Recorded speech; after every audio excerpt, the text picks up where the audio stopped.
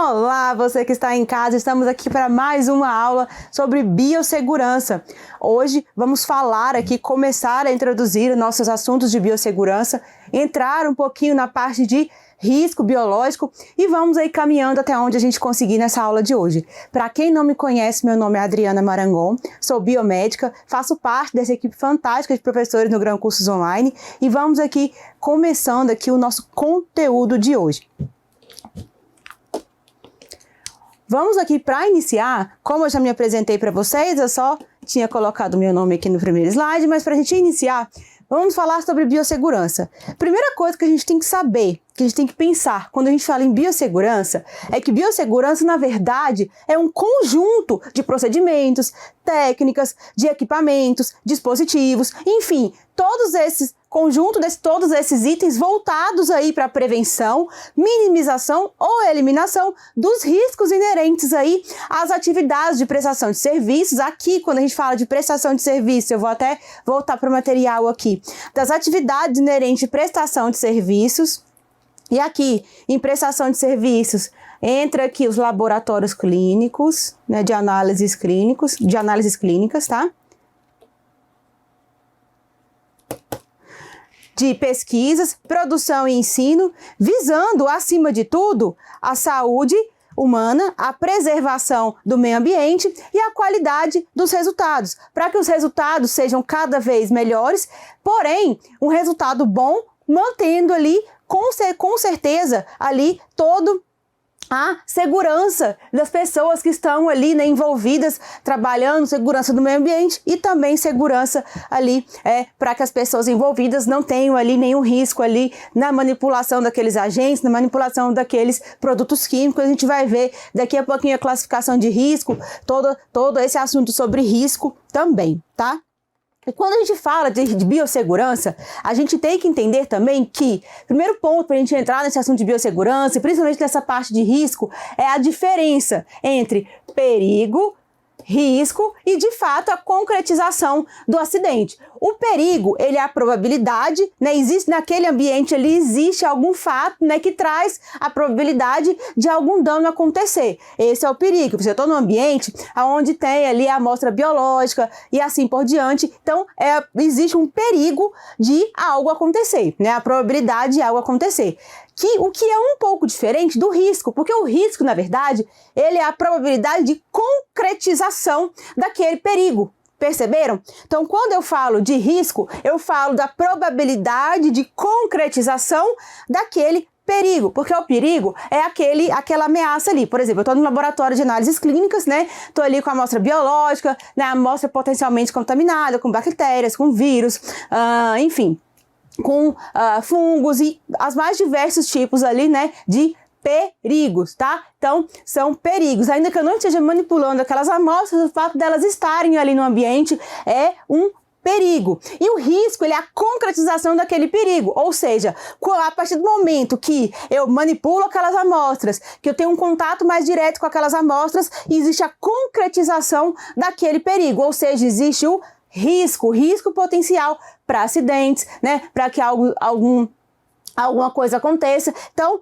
a diferença entre perigo e risco. Perigo é a probabilidade, né, de um dano acontecer. O risco, ele é a concretização desse perigo. E o acidente, de fato, nada mais é do que a concretização desse risco, ou seja, se eu tô lá com a amostra biológica, vou lá e me acidento. O clássico, né, para nós da área da saúde, a gente, se furar com essas agulhas, né, vai reencapar a agulha, vai mexer com a agulha contaminada, e depois a agulha que já foi utilizada e acaba se furando, né, acaba ocorrendo esse acidente, ou seja, o acidente, ele é o quê? A concretização daquele risco. Se eu estou ali lidando no ambiente hospitalar, no ambiente laboratorial, com a amostra biológica, com um paciente ali, coletando um paciente, uma amostra de um paciente, e aquele paciente, é óbvio, a gente tem que tratar, independente da gente conhecê-lo ou não, da gente saber a origem daquele paciente ou não, a gente tem que tratar aquele paciente, né, aquela amostra que a gente vai colher daquele paciente, como uma amostra potencialmente contaminada. A partir do momento que eu coletei ali aquela amostra, né, então, ou seja, contaminei aquela agulha com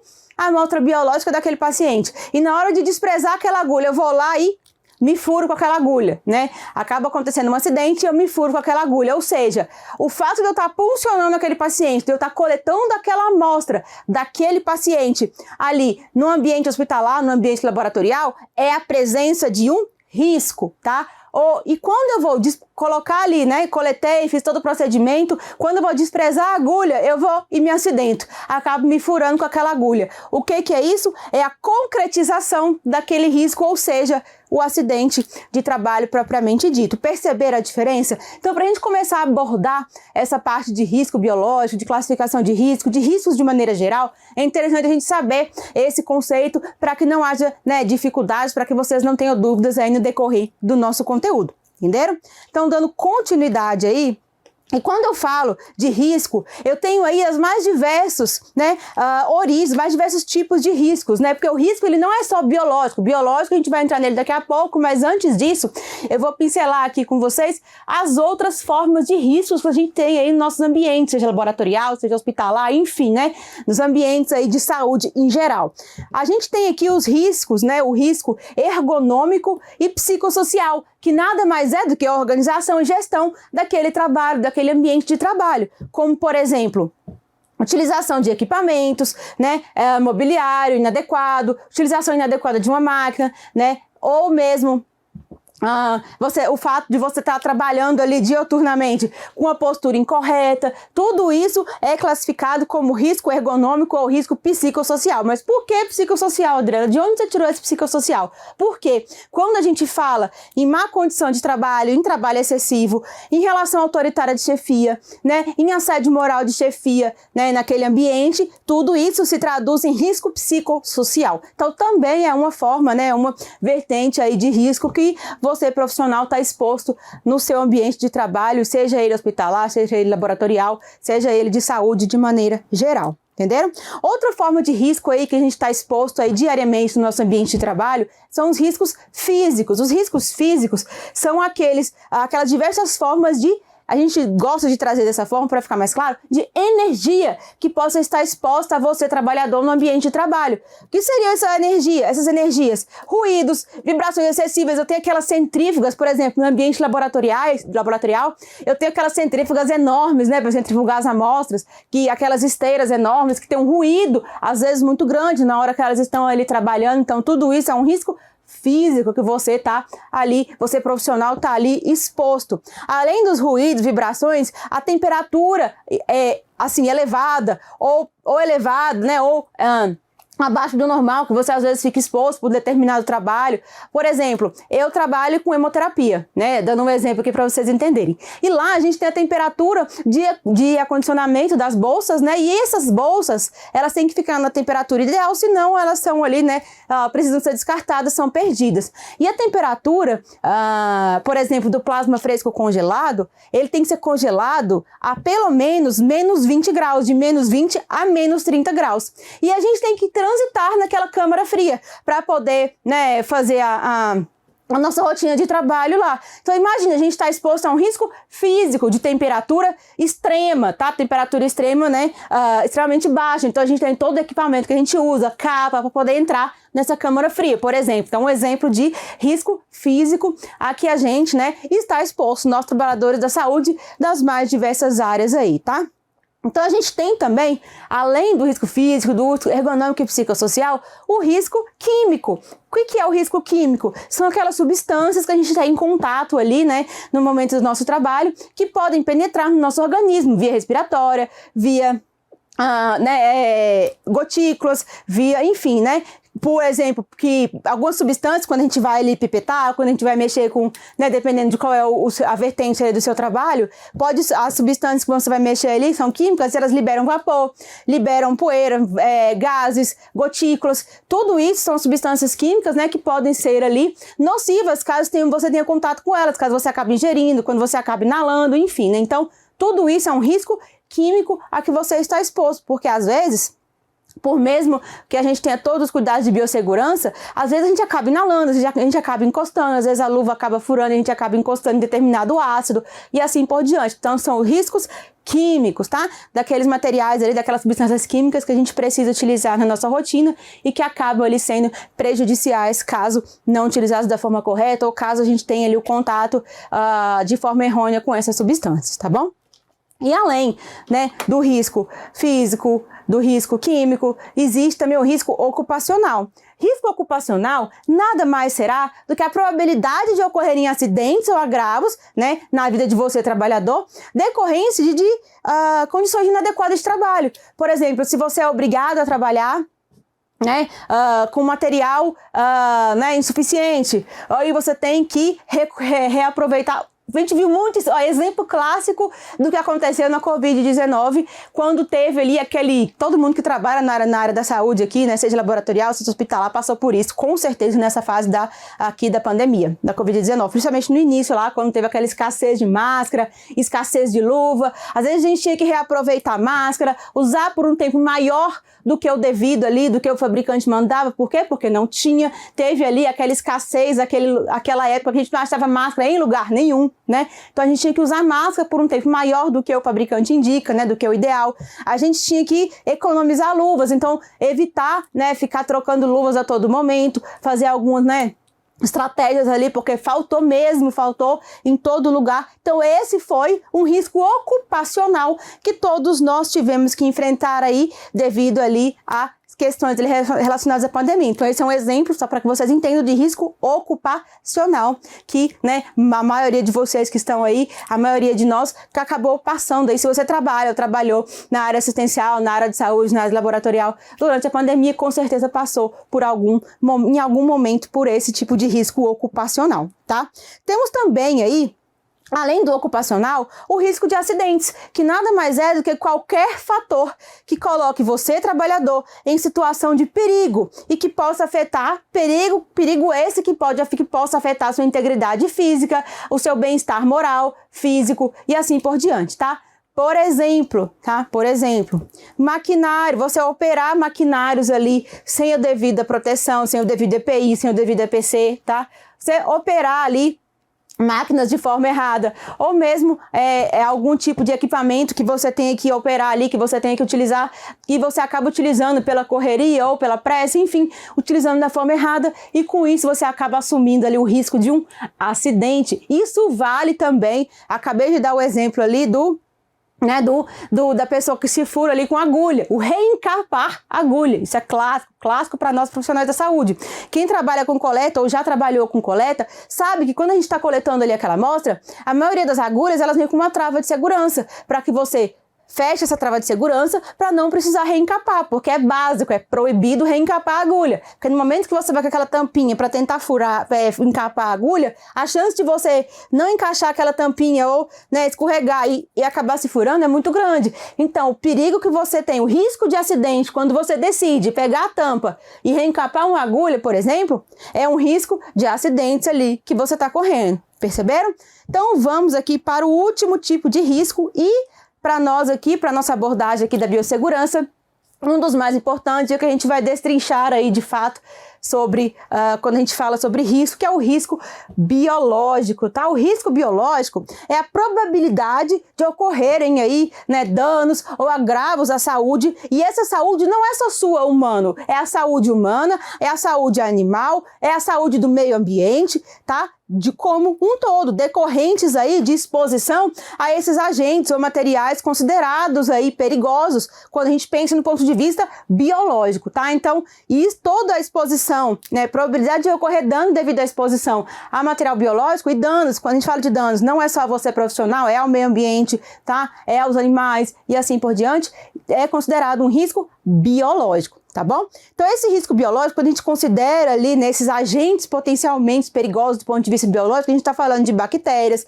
de fungos, de vírus, de parasitas e todos esses agentes aí que a gente trabalha, né, no nosso dia a dia, profissionais da saúde que podem causar risco e que são potencialmente aí contaminantes, tá bom? Então, e lembrando que quando a gente fala contaminante, quando a gente fala causar risco, a gente fala como um todo, ao meio ambiente, aos animais e aos seres humanos, e não só você trabalhador e não só aos seres humanos, tá bom? Isso é interessante enfatizar porque acaba que é muito confuso. Às vezes o examinador te confunde na hora da prova, colocando que o risco biológico, a probabilidade de ocorrer agravos à saúde do ser humano, agravos à saúde do trabalhador, tá?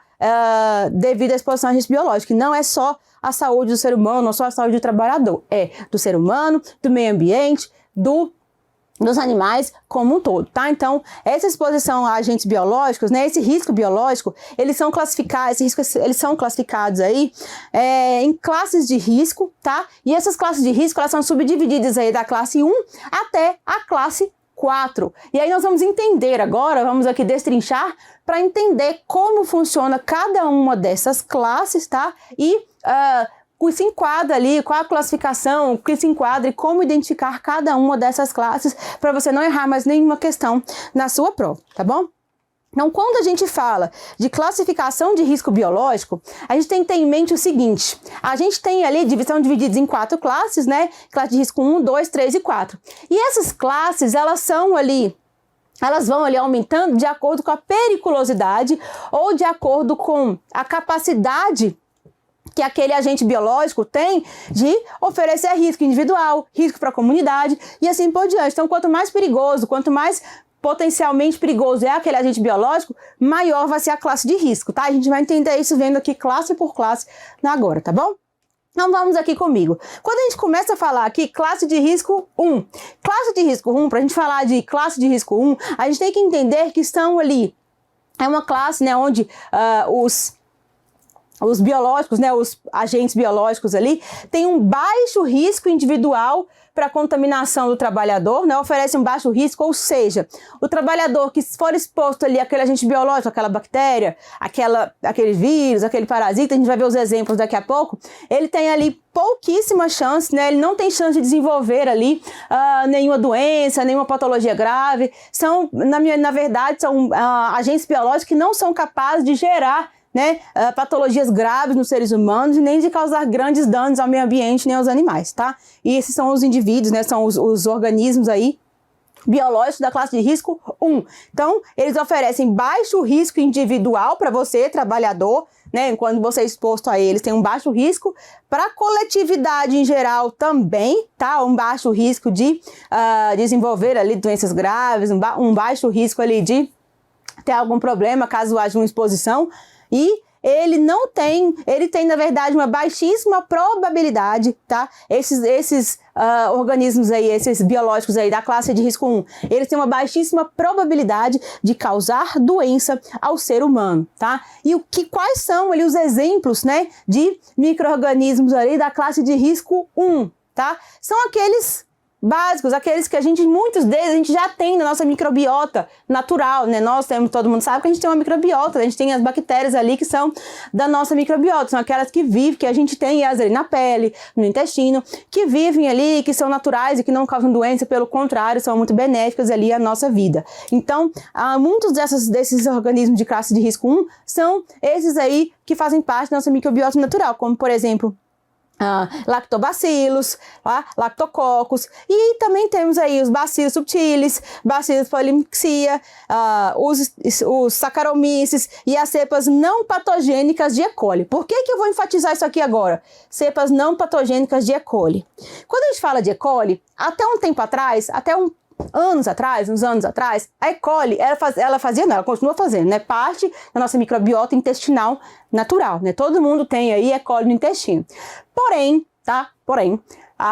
isso todo mundo da área da saúde já deve saber, que com o uso desenfreado de antibióticos, com, né, a evolução aí, houveram muitas mutações genéticas que fizeram aí as E. colis terem ali, né, mutações genéticas e se tornarem resistentes ali a boa parte das classes de antibióticos que a gente estava acostumado ali a utilizar para tratá-las quando elas saem ali, né, a produção,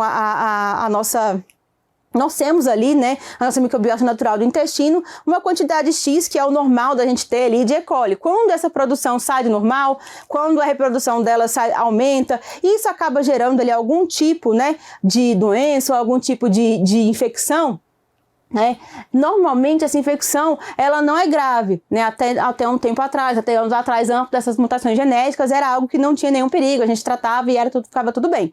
Só que, de uns tempos para cá, houveram muitas mutações genéticas. E essas E. coli, elas começaram a sofrer essas mutações e ficaram cada vez mais resistentes, né? Essas, depois de mutadas, cada vez mais resistentes à maioria dos antibióticos que a gente tem aí, das classes de antimicrobianos que a gente tem aí. Então, por isso que eu enfatizei aqui nesse quadro que as cepas não patogênicas de E. coli, porque as cepas que já sofreram, que são ali mutadas, né, elas são chamadas de cepas patogênicas, elas podem causar sim infecção e as infecções eles são ali algo um pouquinho mais trabalhoso para tratar por causa dessa resistência antimicrobiana que essas E. coli mutadas ali conseguiram desenvolver, tá bom?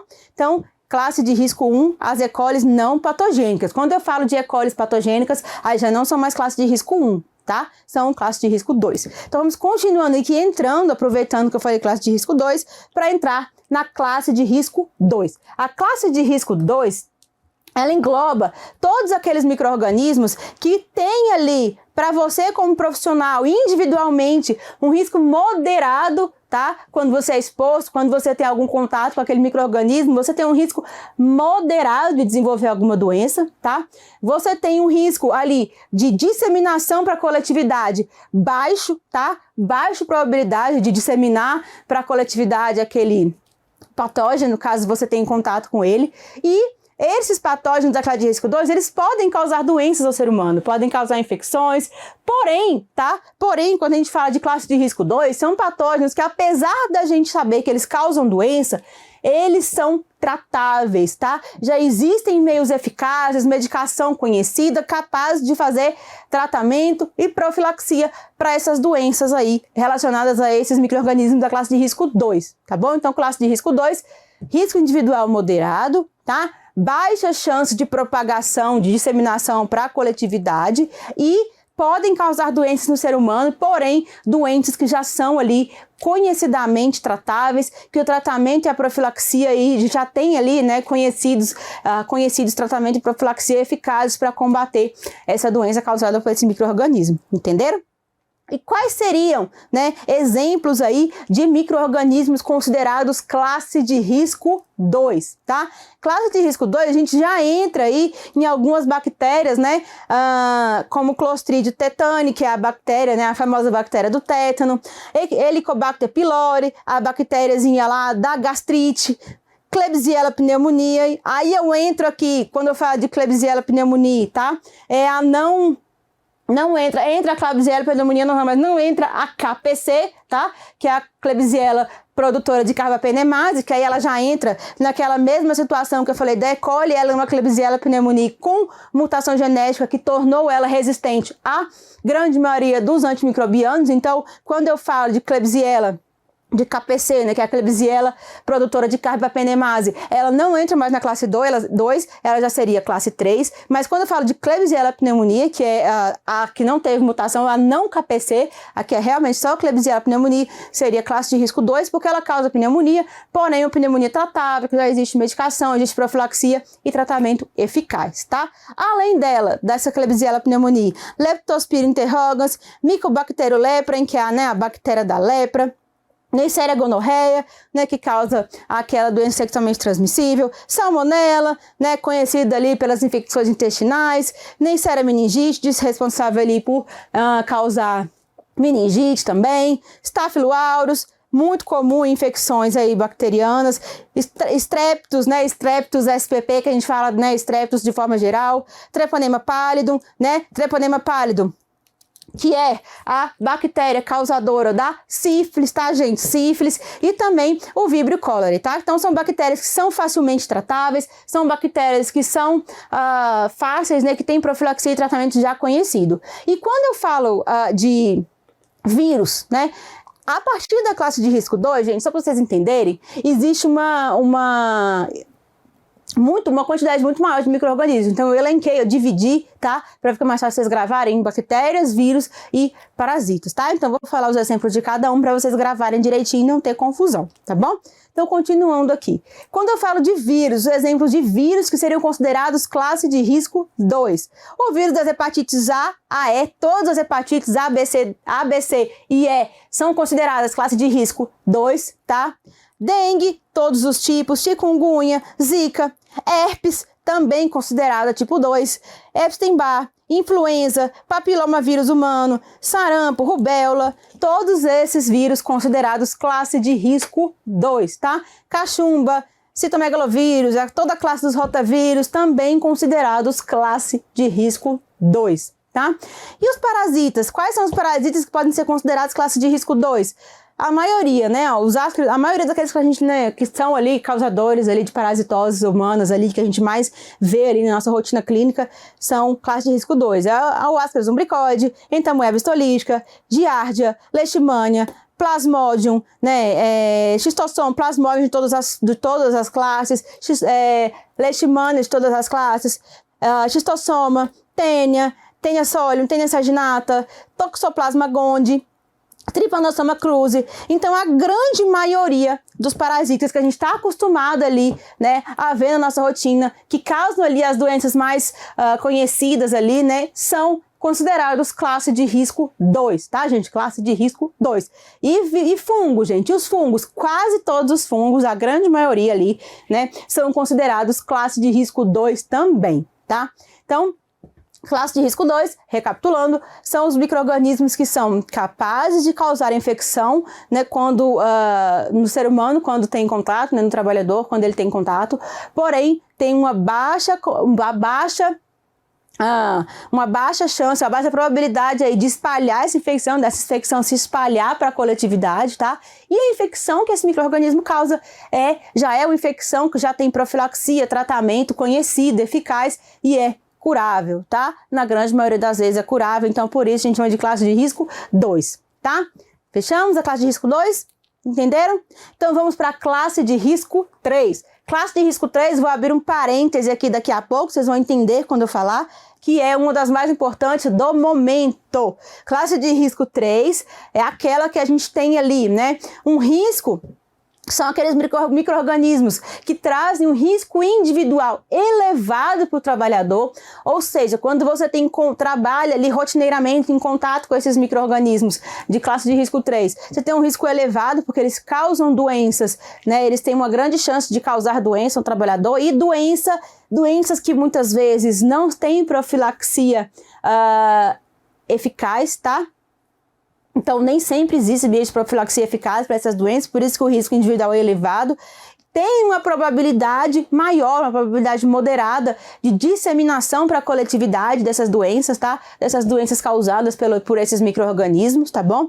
E a gente tem que entender, quando a gente fala de classe de risco 3, que nem sempre, tá? Nem sempre são doenças, esses micro-organismos desencadeiam doenças que nem sempre tem profilaxia, tem tratamento eficaz, tá? Muitas das vezes não tem tratamento eficaz, ou muitas das vezes tem um tratamento, mas não tem cura, tá? Como a gente vai ver aqui o caso de alguns aqui, exemplos aqui clássicos da classe de risco 3, tá?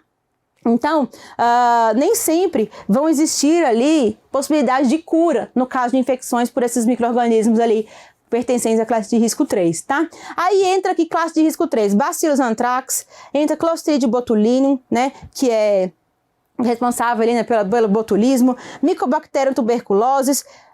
Percebam que aqui são micro-organismos difíceis, de difícil tratamento, de difícil manejo, tá? Então, entra aqui Yersinia pestis, entra aqui, ó, HIV, tanto 1 e 2, tá? Os dois HIV entram aqui em classe de risco 3, por quê? Porque não existe meio eficaz de cura, né? Existe um tratamento, mas não existe cura, então não existe profilaxia eficaz, tá? Contra o HIV. O HTLV, que é o vírus linfotrópico de células T humana, né, a gente chama de HTLV, tanto tipo 1 quanto tipo 2 também são considerados classes de risco 3, tá? Quando a gente fala de vírus, o vírus da raiva, o vírus da febre amarela, todos eles são considerados classe de risco 3. E aí eu vou abrir um grande parêntese aqui na classe de risco 3 para colocar o nosso querido, não tão querido assim, SARS-CoV-2. ficou até embalado aqui, mas SARS-CoV-2, né?